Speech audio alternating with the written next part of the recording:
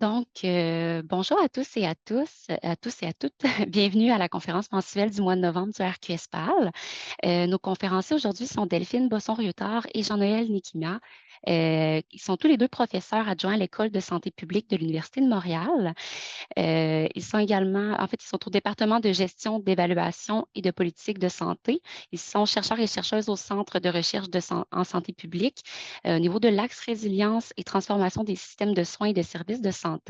Le titre de leur présentation d'aujourd'hui est Développement d'une plateforme de ressources communes sur les données en soins palliatifs et de fin de vie. Donc, résultat d'un sondage soumis aux membres réguliers et régulières du RQSPAL. Donc, sans plus attendre, je laisse la parole à nos deux conférenciers.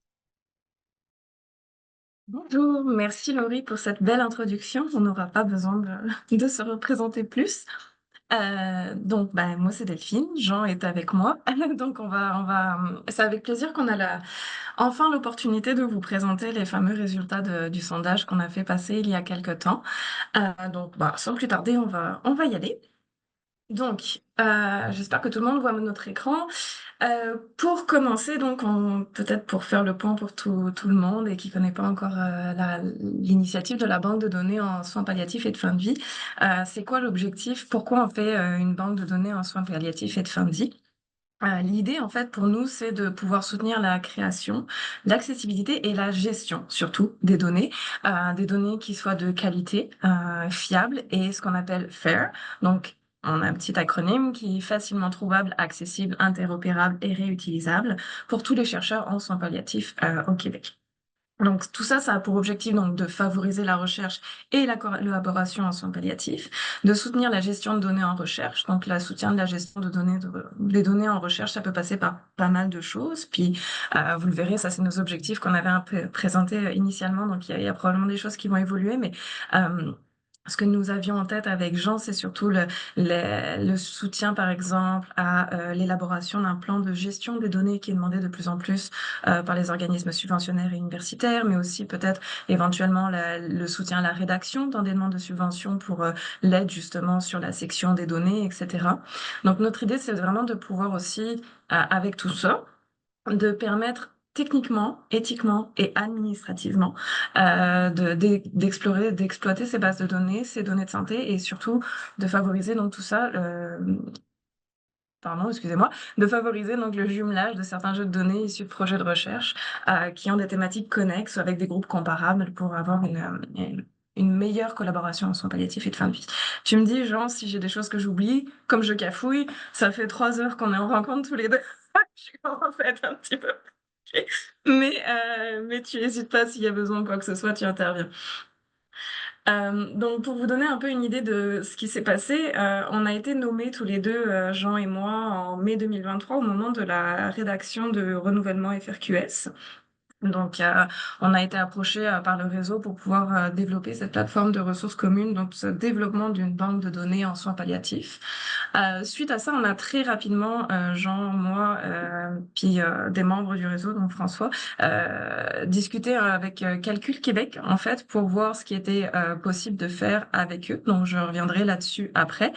Euh, Suite à ça, on a fait des premières rencontres de comité, on a élaboré le fameux sondage dont on va parler aujourd'hui, on vous l'a envoyé au mois de février, on l'a clôturé au mois de mars, à la suite de ça, on s'est rencontrés, on a fait des petites analyses et on arrive aujourd'hui à cette présentation, cette conférence mensuelle euh, avec quelques résultats à vous présenter. Donc, je vais revenir sur Calcul Québec avant toute chose. Calcul Québec, pour ceux qui ne le savent pas, c'est une OBNL qui a vraiment pour objectif, comme c'est marqué ici, c'est pris de leur site internet, comme ça je fais pas d'erreur, c'est de procurer au milieu universitaire ainsi qu'à la communauté de la recherche des environnements informatiques de pointe ainsi que des expertises afin de contribuer à l'avancement des connaissances dans toutes les branches du savoir. Donc, ce qui est intéressant, c'est que Calcul Québec, c'est une grosse équipe d'experts. Ils ont plus de 50 experts. Ils ont 6000 utilisateurs qui incluent des chercheurs, des professeurs, mais aussi des étudiants. Et ils offrent aussi, donc, quand ils parlent d'expertise, c'est qu'ils offrent 55 ateliers annuels de formation, justement, sur des outils de pointe sur de la gestion de données, sur de l'outil de calcul de haute performance, etc., etc. Donc c'est vraiment un pôle très fort en termes de partage d'expertise et d'environnement pour développer ce genre de choses. Donc nous, on a discuté avec eux à l'époque là pour voir ce qui était possible de faire, notamment de voir si c'était possible de stocker nos données chez eux, puisqu'ils ont des serveurs hautement sécurisés qui sont aux normes de calcul, du Canada, puisque c'est Calcul Canada, Calcul Québec. Donc par exemple, un accès utilisateur avec mot de passe, etc. Puis ce qui est intéressant aussi, c'est qu'ils sont capables de développer une plateforme qui peut être dédiée pour nous. Un exemple très connu en santé publique, là, c'est Carthagène, où ils ont presque un site web, en fait, où ils peuvent se connecter directement pour accéder à leurs données. Donc, c'est pas forcément la vision qu'on a du Calcul Québec, pour ceux qui connaissent, où on va faire du calcul en parallèle, etc. Mais on peut avoir une interface vraiment intuitive et dédiée pour nous.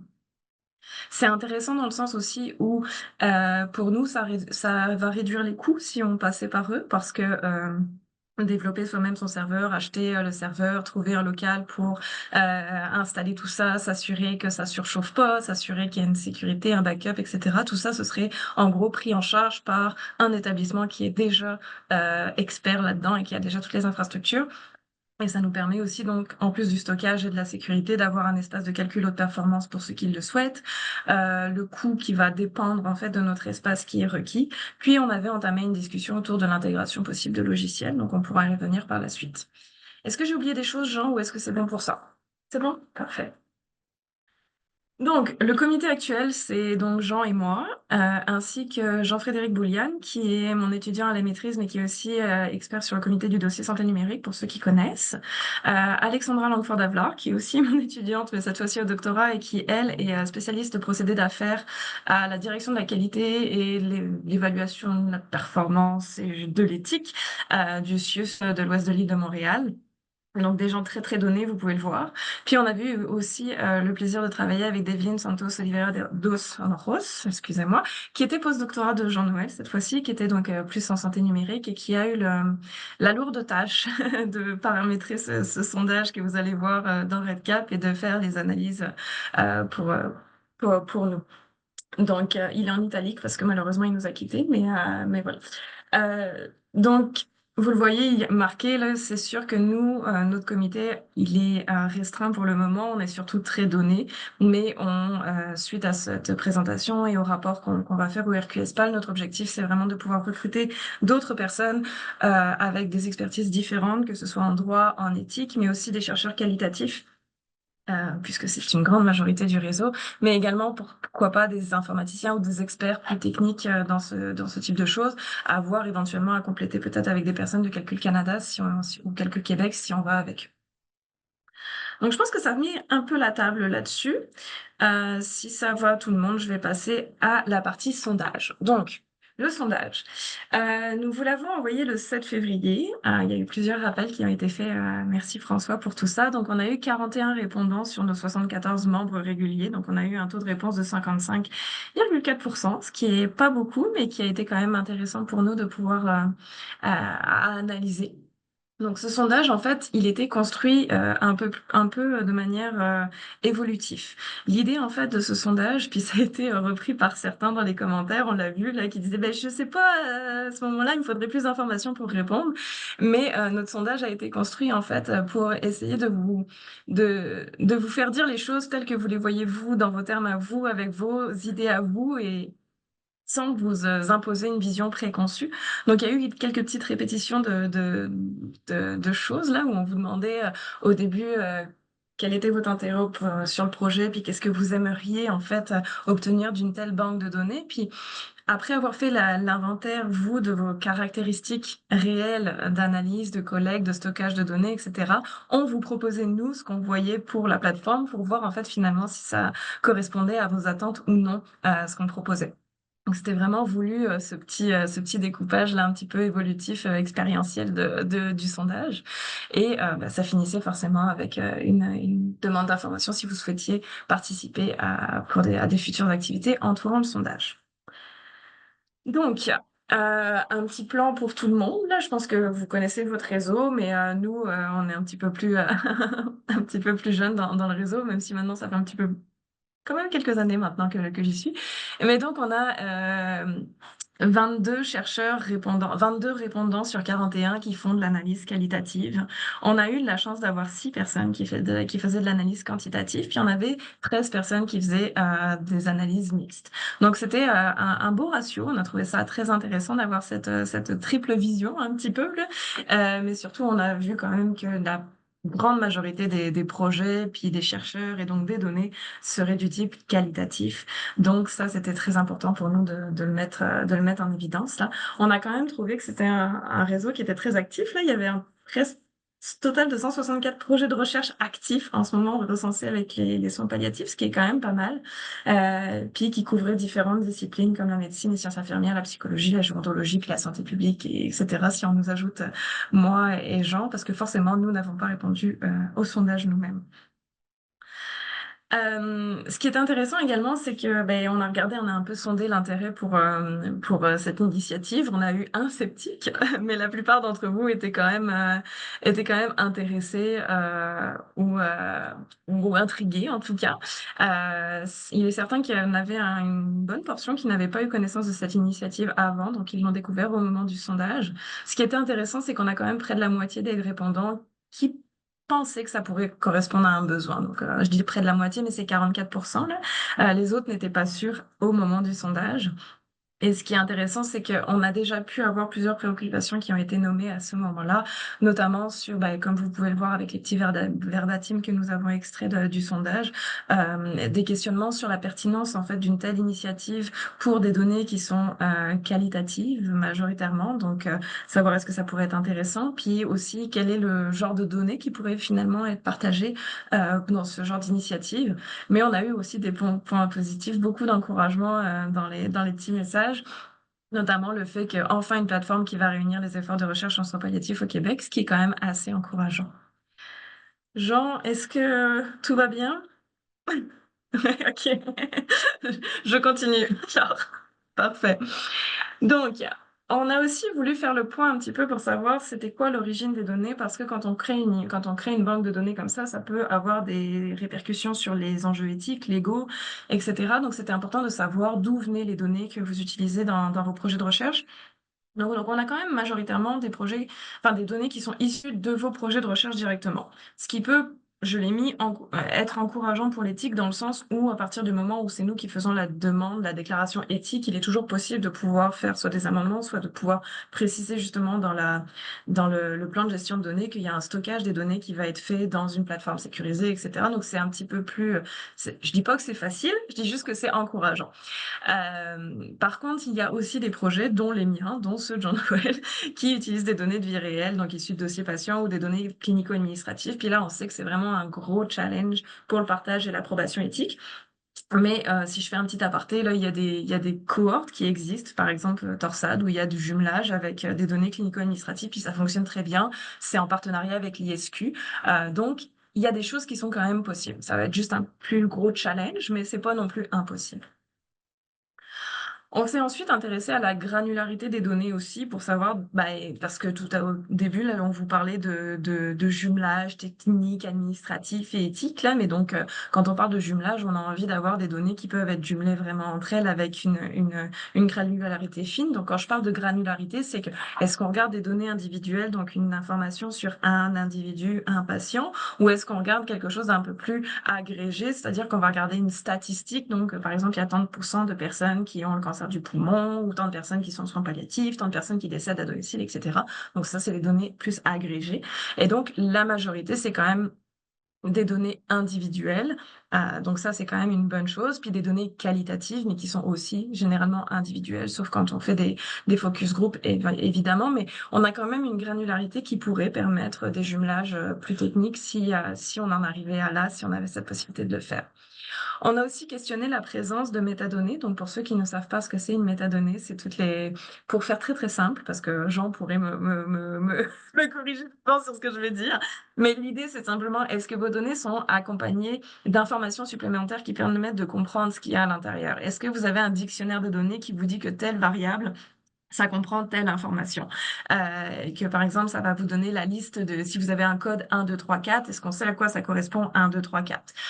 Ce genre de choses-là. Donc, majoritairement, il n'y avait pas de métadonnées, mais c'est pas non plus très surprenant dans le sens où vous êtes une majorité de chercheurs qualitatifs, une majorité de chercheurs avec des données qualitatives d'entrevue, donc c'est normal de pas forcément avoir de métadonnées avec vos données là, puisque vous avez plutôt les journaux de bord, les journaux d'entrevue, puis toute la codification derrière. Donc la codification qui en elle-même pourrait être considérée presque comme de la métadonnée, mais enfin bref, on pourrait en reparler, mais simplement pour dire que c'était pas vraiment très surprenant de ne pas avoir plus d'informations sur les métadonnées.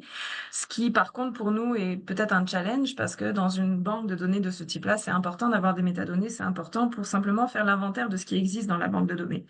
Faire l'inventaire des informations qu'on a, qui viennent de différents projets, etc. Donc, ces dictionnaires, ces métadonnées sont vraiment importants. Donc, c'est quelque chose sur lequel il faudra qu'on mette un peu plus d'emphase de notre bord.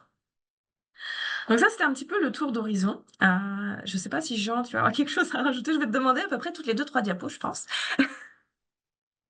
Juste histoire qu'ils entendent le son de ta voix. Ben oui, alors merci beaucoup Delphine en fait pour la présentation jusqu'ici là. Je voulais juste ajouter un petit point par rapport à la nature et en fait la granularité des données. C'est certain que en fait ce qui nous a été présenté, c'est des données très qualitatives qui répondent en fait à la réalité ou les limites techniques certainement qui existent déjà en fait dans le réseau et ça se comprend très bien. Et comme le but pour nous c'était de comprendre d'où est-ce que l'on est pour savoir où est-ce qu'on a envie d'aller. Comprendre en fait la nature des données existantes, ça nous permet aussi de savoir qu'il y a beaucoup plus de choses qui pourraient être faites, notamment avec les données clinico-administratives, etc. Parce que certainement, il y a un besoin d'accessibilité plus accentué qui peut être favorisé par la plateforme qu'on est en train de mettre en place. Donc, avoir des éléments descriptifs suffisants et également, cela pourrait permettre en fait de changer la nature et bien entendu ouvrir les différentes possibilités de croisement en réalité. Donc, on verra comment est-ce que la plateforme va se comporter là et comment est-ce que les gens pourront s'ouvrir à d'autres perspectives, mais ce n'était pas des résultats qui étaient étonnants là par rapport à la réalité que nous avions déjà. Je module peut-être ce que tu dis. Là, l'idée, c'est pas de faire changer les chercheurs qualitatifs vers du quantitatif. Loin de là, c'est plutôt d'essayer d'ouvrir la possibilité à tout le monde. Plutôt, c'est de conserver cette expertise et de réunir toutes ces expertises au même endroit. Merci, Jean, pour la précision. Euh, donc, à la suite de ça, comme je vous disais tantôt, là, on a fait le sondage pour essayer d'avoir les réactions a priori, sans avoir aucune connaissance d'une banque de données, de ce qu'on peut offrir comme type de service. Qu'est-ce qui venait en tête de nos répondants par rapport à cette banque de données-là? Puis on a eu beaucoup, beaucoup de réponses là. La sécurité des données, c'était quelque chose qui est vraiment ressorti énormément. Il y a eu aussi beaucoup de notions de stockage, donc stockage est sécurisé, donc c'était souvent associé. On a eu aussi des points intéressants sur l'aide, le soutien, l'assistance à la visualisation des données. Donc, non pas seulement la gestion, mais aussi la visualisation des résultats de manière un peu plus intuitive et facilitée. Puis, il y a aussi l'idée de partage qui est revenue très, très régulièrement. Je fais une petite aparté sur le fait qu'on a aussi eu des petites mentions de harmoniser la collecte des données. Puis là, je fais mon petit pont vers l'autre plateforme de ressources communes qui est en développement au RQSPAL, qui est le Minimal Clinical Dataset, excusez-moi, MCDS. Donc, c'est quelque chose sur lequel c'est sûr, il faudra qu'on s'arrime entre responsables de plateforme, puis c'est déjà prévu, je vous rassure. On en a discuté à la rencontre des responsables de plateforme au mois de mai dernier. Donc, tout ça, c'était très intéressant pour nous de voir ce qui ressortait. Et donc, à la suite de ça, on a creusé un petit peu plus, on a fait l'état des lieux de vos pratiques. Donc, en termes de stockage, ce qui était intéressant de voir, c'est que la majorité de nos répondants là stockaient les informations sur leur au centre de recherche ou dans des systèmes infonuagiques. Donc, les systèmes infonuagiques, de ma compréhension, ce serait tout ce qui est offert par les universités, souvent tels que OneDrive, j'imagine, ou même peut-être d'autres systèmes. Il y a quand même des personnes qui stockent les données sur leur ordinateur personnel. Donc ça, c'est des choses qui sont dangereuses d'un point de vue éthique et sécurité des données, là, même si on a un code d'accès. Quand on parle d'accéder à des données sécurisées, souvent, on s'attend à ce qu'il y ait un code d'accès pour accéder à la machine, mais aussi un code d'accès pour accéder ensuite à la plateforme. Puis des fois, il y a même des couches supplémentaires d'accès via des tunnels de VPN, là, que tout le monde doit connaître ce terme-là, j'espère. Enfin, en tout cas, je me vois pas le définir maintenant aujourd'hui, fait que j'espère que vous le connaissez. En termes de stockage des données, c'était intéressant aussi, mais ça, c'est normal, là, parce que c'est de la recherche qualitative. Donc, une grande majorité utilise Word pour les entrevues, les transcriptions d'entrevues, pour le codage, etc. On a aussi beaucoup d'utilisation de Excel, donc de tableurs, que ce soit des formats vraiment Excel ou même des formats CSV, là, donc qui sont les formats simplifiés d'Excel où il y a plus de formatage et qui peuvent être utilisés par des logiciels de programmation pour l'import des données. On a quand même eu des personnes qui utilisent des formats de données SPSS, SAS, etc.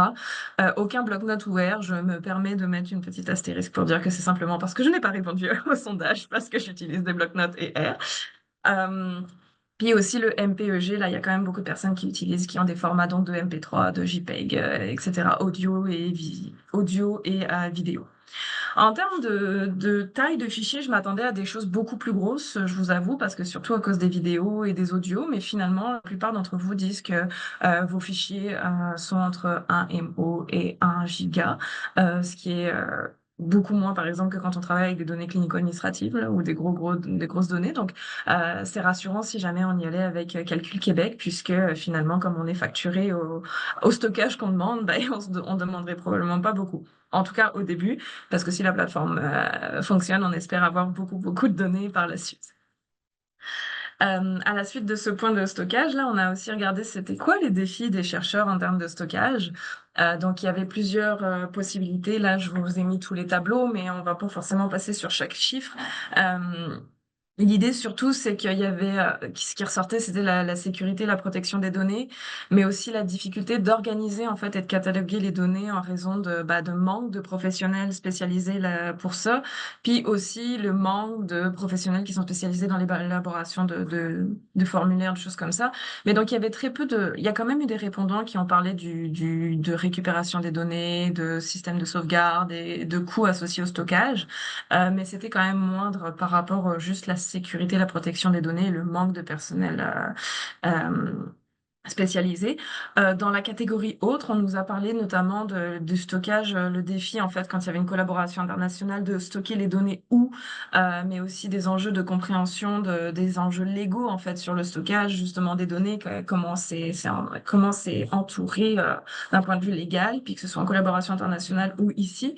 Puis aussi tout simplement, on parle de collaboration internationale, mais je pense qu'on le sait tous là que tout ce qui est inter-établissement, inter-universitaire, c'est très compliqué. Donc il y a toujours des défis de stockage de ce côté-là. Ce qui, je pense, fait écho aussi au fait qu'on utilise beaucoup les centres de recherche, puisque les centres de recherche sont par définition interuniversitaires, donc permettent aussi à plusieurs collaborateurs de différentes universités de stocker les données dans un même centre de recherche s'ils y appartiennent, mais il faut encore appartenir au même centre de recherche. Euh, En termes d'outils aussi, on a évalué un petit peu c'était quoi l'utilisation des outils, qu'est-ce que vous utilisiez comme logiciel, puisque comme je vous l'ai dit au tout début, là, on avait initié avec Calcul Québec une discussion pour avoir la liste, pour savoir si on pouvait intégrer la licence de certains logiciels. Donc, sans surprise, il y a énormément de logiciels de qualitatifs, là, tout ce qui est NVivo et QDA Miner. Il y a aussi Excel, pas mal de SPSS. Ce qui était intéressant, c'est que c'était plus pour les personnes qui faisaient de la recherche mixte utilisaient beaucoup les données, les logiciels quanti et quali, forcément, donc plus du côté SPSS. On a eu très peu de programmation. Honnêtement, j'étais un petit peu surprise, mais c'est majoritairement des utilisateurs de SAS, donc au sein de notre réseau, en tout cas pour ceux qui ont répondu. Et encore une fois, on ne s'est pas noté avec Jean-Noël, donc on aurait pu rajouter quelques outils, mais voilà, l'idée c'est ça. On a eu une petite réponse d'un tableau, mais j'étais honnêtement pas certaine de savoir si c'était pour répondre à l'idée de tableur ou si c'était vraiment le logiciel tableau. Donc ça, ce serait intéressant qu'on retourne quand demander à la personne là, pour savoir s'il utilise vraiment ce logiciel. On a aussi eu d'autres outils qui ont été mentionnés pour les analyses, donc pour les outils, comme GraphPad, Word, Microsoft Teams aussi. On voit quand même qu'il y a quelques petits enjeux d'éthique et de confidentialité de données qui pourraient se lever avec tout ça.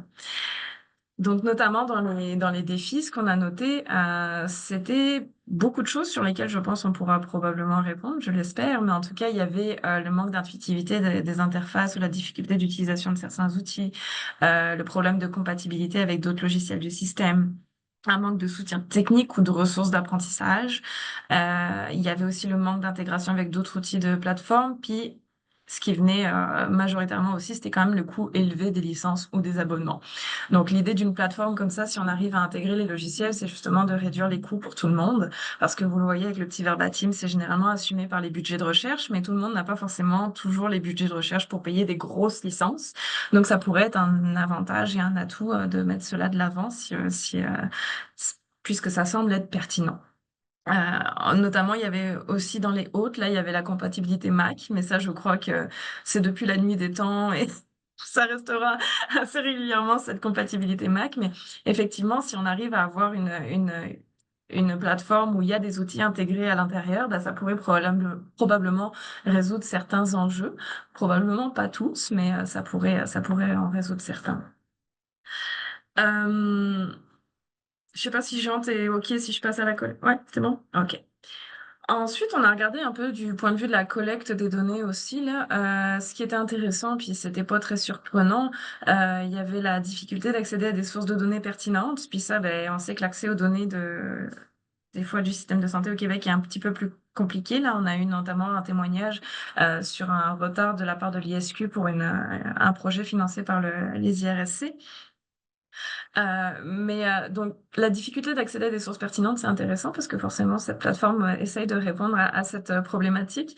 Il y avait également tout ce qui était manque de connaissances pour monter une banque de données, donc tout ce qui est gestion de données, plan de gestion de données. Il y avait aussi encore une fois le manque de professionnels spécialisés.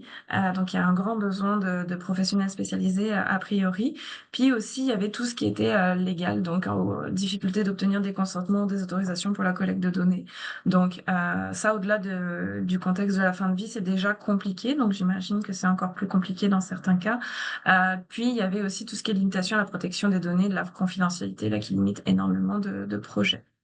Donc ça, c'était les défis de la collecte, mais il y a aussi des défis à l'analyse de données que vous nous avez fait remonter, notamment le fait que c'est difficile d'intégrer et de croiser différents ensembles de données.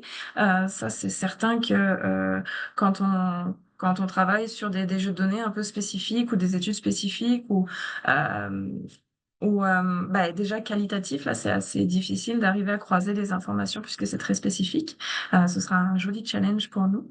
Mais il y avait aussi des manques de compétences pour éventuellement effectuer les analyses, encore un manque de professionnels spécialisés, puis aussi la difficulté à utiliser les outils qui permettraient d'interpréter ou de visualiser les résultats, là. Et encore une fois, il y avait ce problème de collaboration internationale. Donc ça fait un peu le point sur les défis de l'analyse de données. Je vais passer au futur et besoin, sauf si Jean veut dire quelque chose. J'ai presque eu le temps de prendre une gorgée. Ok, c'est bon. Donc, dans le sondage, comme je vous avais dit, on a évalué un peu vos idées dans le futur, là, sans a priori. On a fait l'état des lieux, puis on vous a proposé des choses dans le sondage. Donc là, l'idée, c'était de voir qu'est-ce qui vous intéressait finalement par cette plateforme. Donc, quand on vous propose certains services, comme le stockage des données, là, il y a une bonne majorité qui ont dit qu'ils étaient intéressés par ça. Il y a plus grande majorité des personnes qui étaient intéressées, c'était aussi pour le partage des données encadrées avec d'autres chercheurs ou institutions et la licence de logiciel spécifique. Il y a eu un peu moins de monde pour le calcul haute performance, là, puis c'était essentiellement des personnes en quantitatif et mixte, ce qui se comprend. Mais donc les besoins sont clairement le stockage, le partage et éventuellement le soutien avec les licences. On nous a aussi suggéré la possibilité de faire des jointures de données avec d'autres données qui seraient clinico-administratives ou même des données d'autres provinces. Donc ça, c'est quelque chose qu'on garde un petit peu en tête aussi, là, mais qui rajoute une couche supplémentaire, on va dire, de complexité en termes d'enjeux éthiques et légaux.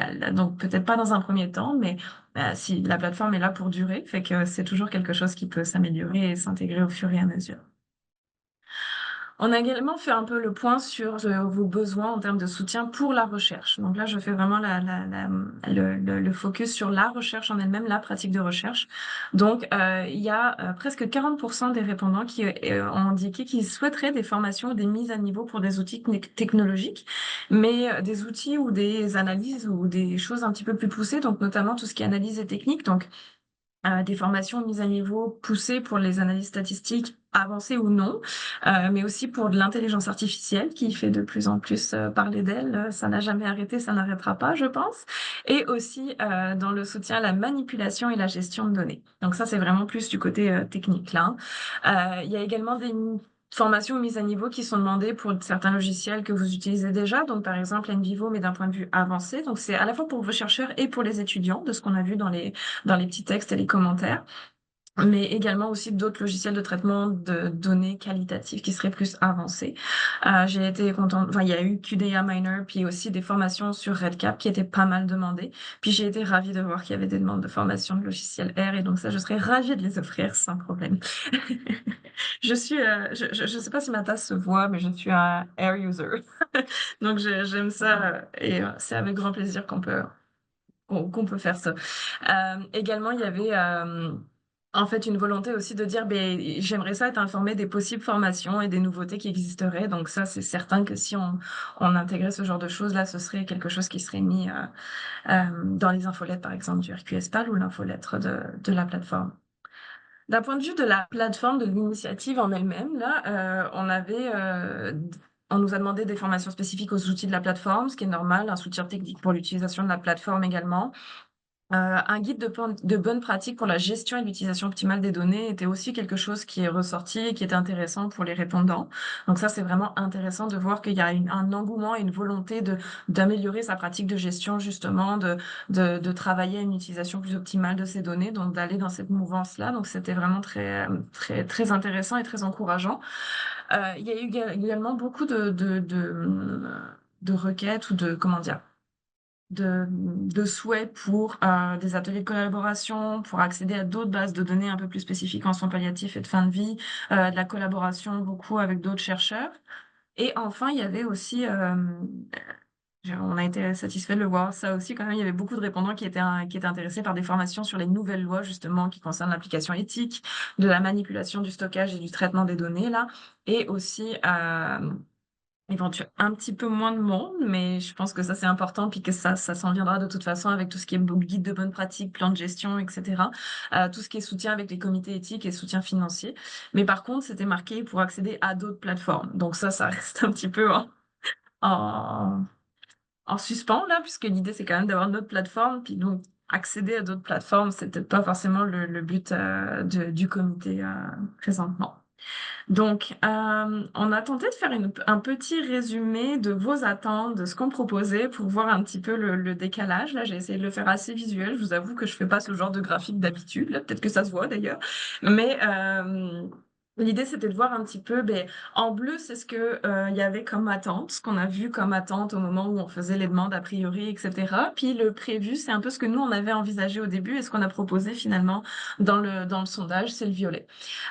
Donc, ce qui est intéressant, c'est qu'on voit que, je sais pas où c'est que je peux faire ma souris pour vous la voyez là, mais on a vu qu'il y avait énormément d'attentes en termes de formation. Puis ça, j'avoue que on était assez surpris du besoin de formation en analyse statistique, par exemple, et de ce genre de choses là, puisque nous, l'idée, c'était plus la création de la plateforme, le soutien aux chercheurs pour l'utilisation des données, le codage des données éventuellement, la rédaction de plans de gestion, etc. Donc moins dans l'analyse statistique en elle-même, même si forcément on a l'habitude de travailler avec beaucoup de données, donc ça nous ferait plaisir de pouvoir, par exemple, envisager d'être plutôt un comité de réorientation ou d'orientation, de vous venez vers nous pour nous demander, pour nous proposer une problématique ou dire vous avez un besoin, puis nous, avec notre réseau, que ce soit de la plateforme, du réseau du RQSPAL ou même de nos réseaux autres académiques, de vous orienter vers les bonnes ressources.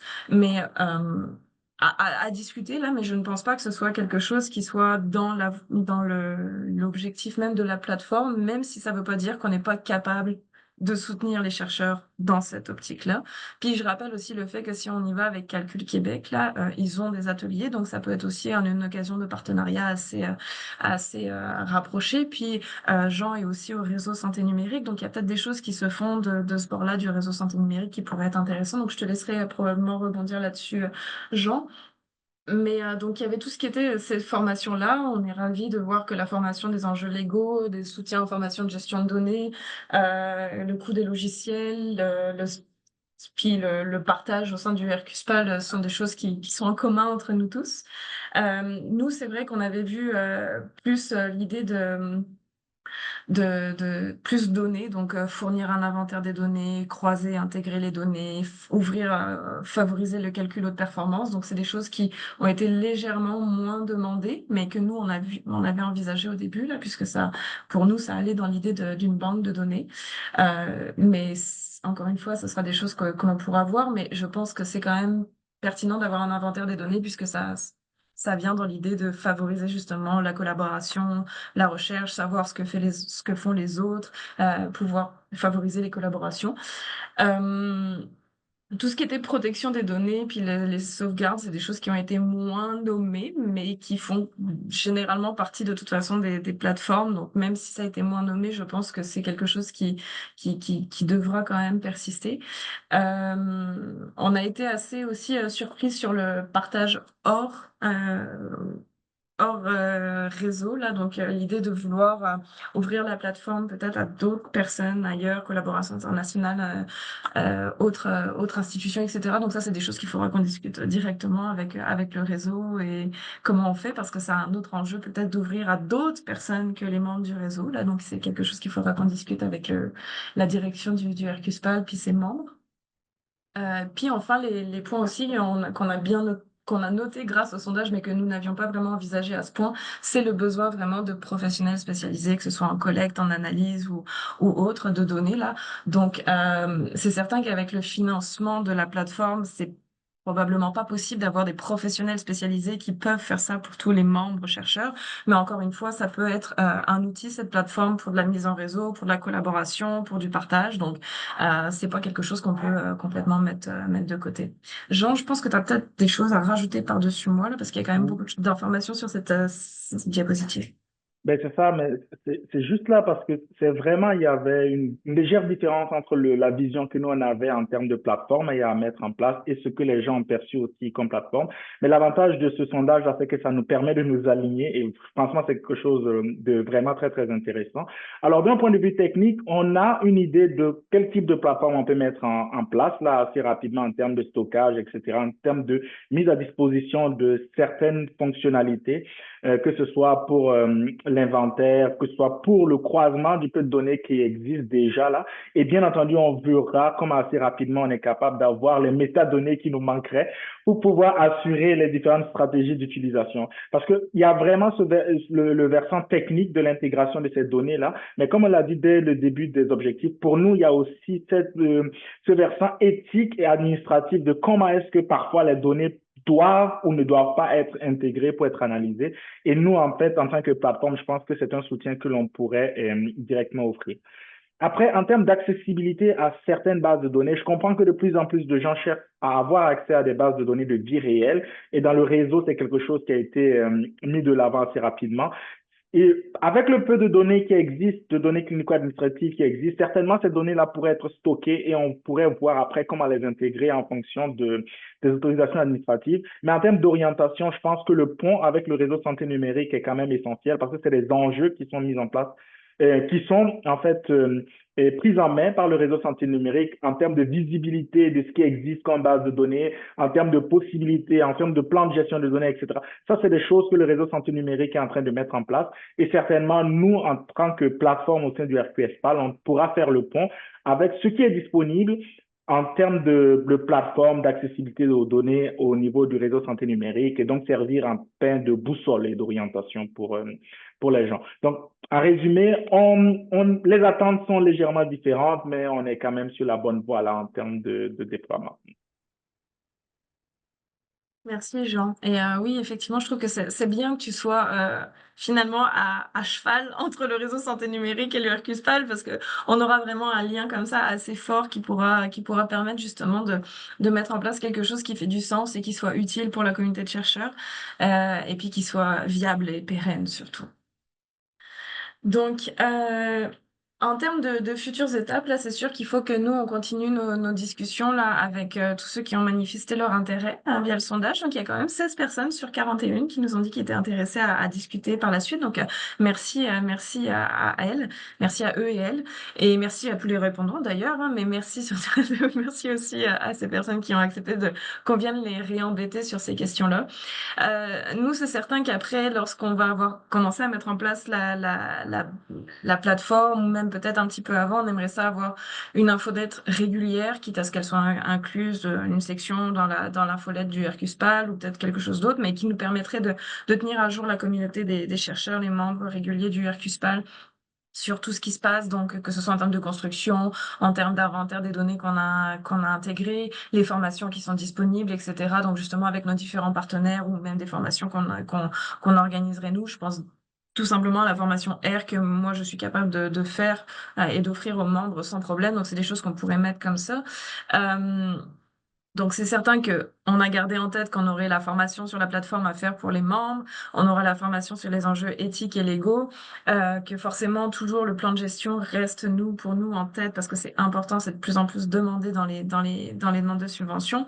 Puis il y a effectivement d'autres propositions de services qui pourraient être faites suite avec la finalité de notre rapport et puis la discussion avec les membres intéressés là. Mais en gros, nos étapes là, c'est de fournir un cahier des charges de la plateforme au Hercuspal, donc d'accompagner ce rapport qu'on a déjà comme établi là, avec une proposition de ce qu'on mettrait dans cette plateforme, à quoi elle ressemblerait, donc un vrai cahier des charges.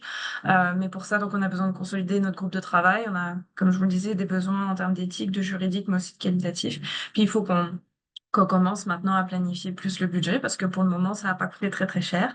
Mais une fois qu'on va avoir tout ça qui va se lancer, ben, on va commencer à utiliser le budget qui nous a été alloué. Donc, je vous remercie de votre attention. J'ai terminé.